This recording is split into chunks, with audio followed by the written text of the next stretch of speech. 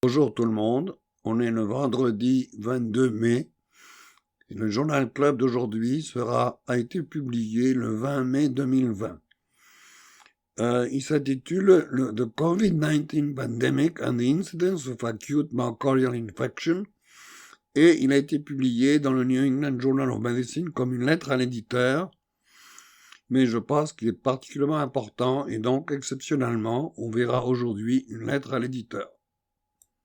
Les auteurs de l'article sont les docteurs Solomon et McDonty, qui sont des épidémiologistes bien connus pour le sérieux de leur travail et qui utilisent habituellement la banque de données de Kaiser Permanente dont je parlerai un peu plus tard.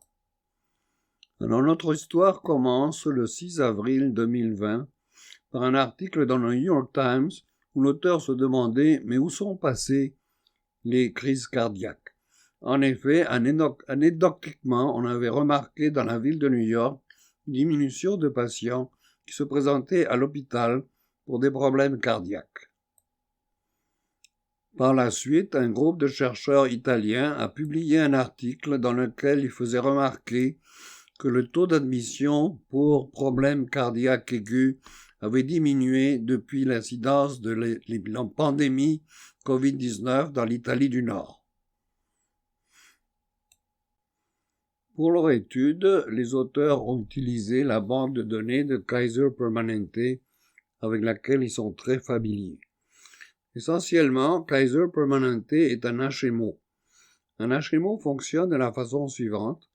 Les individus et leurs familles s'inscrivent à l'HMO, paient une cotisation annuelle habituellement matchée par leur employeur, en échange de quoi le HMO s'occupe de tout, absolument tout, leurs soins médicaux, hospitalisation, médicaments, visites à domicile, etc. Alors, c'est un système qui est très populaire aux États-Unis. Le HMO en question, c'est celui de la Californie du Nord. Il consiste en 21 hôpitaux, 225 cliniques externes et couvre 4,5 millions de patients. C'est important que les patients ont tous leurs soins gratuitement, entre guillemets, mais ils doivent se présenter dans les hôpitaux, les cliniques et chez les médecins affiliés au HMO. Tous les utilisateurs ont tous un emploi et ils reçoivent aussi une bonification pour comportement responsable, c'est-à-dire pour arrêter de fumer, perdre du poids, faire de l'exercice, etc. Donc c'est une excellente banque de données qui contient toute l'information concernant la santé, y compris les tests de laboratoire, mais qui a affaire à une population quand même assez restreinte et assez élitiste. Alors, les auteurs ont étudié l'incidence d'hospitalisation pour infarctus du myocarde avant et après le 4 mars 2020. Le 4 mars 2020 correspond au premier décès rapporté pour Covid en Californie. Et ils ont utilisé comme contrôle la même période, c'est-à-dire après mars 2020, mais en 2019. Donc, ils regardent les cas d'intérêt, c'est-à-dire à partir du 4 mars 2020, et ils utilisent comme contrôle la même date, mais une année antérieure, de façon à compenser pour des variations de type saisonnier. Alors, ils ont étudié 43 millions de personnes semaine et ont observé une diminution des visites à l'urgence pour infarctus du myocarde allant jusqu'à 48%. Alors, une image vaut 1000 mots. Ce que vous avez ici, c'est essentiellement les résultats de l'étude. Alors, dans l'axe des X, nous avons le temps en semaines durant l'année 2020, donc allant du 1er janvier 2020 au 14 avril 2020, qui est la fin de l'étude. Dans l'axe des Y, on a les hospitalisations pour infarctus du myocarde aigu ou pour Covid par somme exprimée par 100 000 personnes semaine.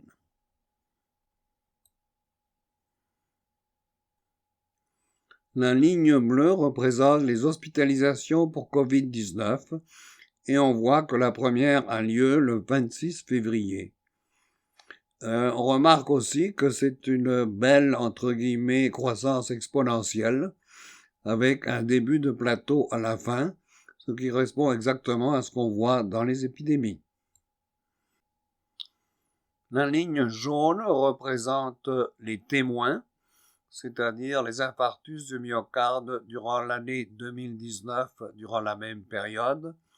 Et on voit qu'il n'y a particulièrement aucune tendance, c'est-à-dire que la courbe est essentiellement plate.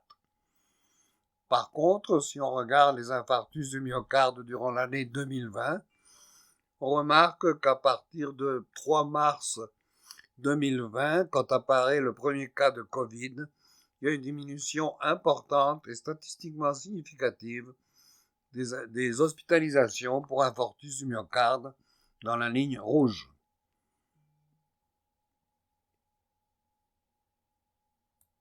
Alors, du point de vue méthodologique, il s'agit d'une série temporelle, c'est-à-dire qu'on regarde des événements à travers le temps.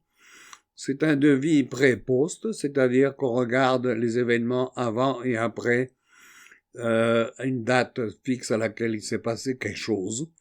Et c'est donc une étude avec des contrôles historiques. C'est sans aucun doute l'étude la plus facile à faire, mais c'est aussi la plus facile à critiquer.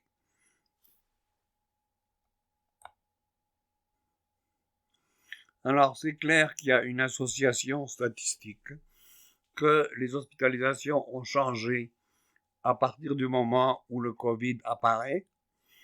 Il n'y a aucun doute là-dessus. La question, c'est est-ce qu'il ne serait pas possible que quelque chose d'autre ait changé au même moment et qu'on attribue à l'apparition du Covid un changement qui serait dû à quoi que ce soit d'autre. C'est bien beau d'être sceptique, mais ça serait quoi? Ça serait quoi ce possible événement qui changerait les infarctus du myocarde? Malheureusement ou heureusement, je ne peux sortir aucune hypothèse fiable. C'est clair que, quoique non définitivement prouvé, l'explication qui plaît le plus à l'esprit serait que les gens ont peur de venir à l'urgence. Ceci pourrait être confirmé par une observation que le nombre de fatalités pour infarctus a aussi augmenté durant cette période. En retournant à l'étude italienne, je trouve quelque chose de très intéressant. En effet, en rouge, vous pouvez remarquer que les hospitalisations pour syndrome coronarien aigu sont passées de 18 durant l'année antérieure au Covid à 13 durant l'année post-Covid, durant la période post-Covid, donc une diminution très significative. Par contre, si on regarde l'angine instable, on voit que les hospitalisations pour cette condition sont demeurées constantes.